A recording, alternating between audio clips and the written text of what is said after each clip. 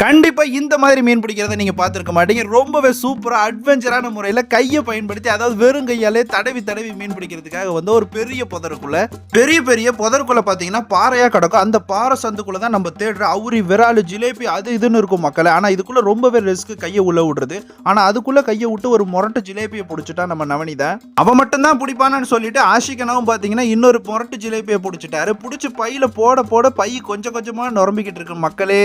ஆனா வெளியே இருக்க ஜிலேபியை விட உள்ள பாத்தீங்கன்னா அந்த பாறைக்குள்ளதான் நிறைய ஜிலேபி இருக்கு. கையை விட வருது. ஆனா இது கொஞ்சம் ஆபத்தான இடம் தான். உள்ள பாத்தீங்கன்னா கையை விட்டது பார்த்தாலும் இப்ப மண்டையவே உள்ள விட்டு பிடிச்சிட்டு இருக்கானுங்க. இந்த மாதிரியான பெரிய பாறை சந்துக்குள்ள நீங்க கையை விட்டு மீன் பிடிப்பீங்களா நண்பர்களே? கமெண்ட்ல சொல்லுங்க. ஆனா நம்ம ஆளுங்கெல்லாம் பாத்தீங்கன்னா உள்ள விட்டு விரட்டி வேட்டையாடிட்டு இருக்காங்க ஒரு ஆளா. மக்களே, நேரம் ஆக ஆக ஜிலேபி மீன் பெருசா மாட்ட ஆரம்பிச்சிருச்சு. கொஞ்சம் நேரம் கழிச்சு தான் எங்களுக்கு தெரிஞ்சிச்சு இந்த இடத்துல பெரிய ஜிலேபி ஒன்று இருக்குன்னு. பிடிச்சா பாருங்க நவனித. எப்பா எனக்குன்னா சந்தோஷம் தாங்க முடியல. நான் உளுந்து கத்தவே ஆரம்பிச்சிட்டேன். அதுக்கப்புறம் தான் மக்களே ஆரம்பிச்சிச்சு அட்வென்ச்சரோட உச்சகண்டம். ஒரு பாறைக்குள்ள மடமடன்னு சத்தம். இவன் போய் தலையவே உள்ள விட்டான். நாங்க போய் கேமராவை உள்ள விட்டு எல்லாம் மறைச்சு நின்னா உள்ள விரால் மீன் கூட்டமே இருக்கு மக்களே. உள்ள இருக்க விரால் மீன் பறக்கவே ஆரம்பிச்சிருச்சு மக்களே. உள்ள விரால் மீன் கூட்டமே இருக்கு. எவ்வளவு மீனை நாங்க வேட்டையாடணும். ரொம்பவே அட்வென்ச்சரான இந்த பயணத்தை ஃபுல்லா பார்க்க ஆசைப்பட்ட அம்புக்குறி காட்டுறதை கிளிக் பண்ணி பாருங்க. முழு வீடியோ இருக்கு.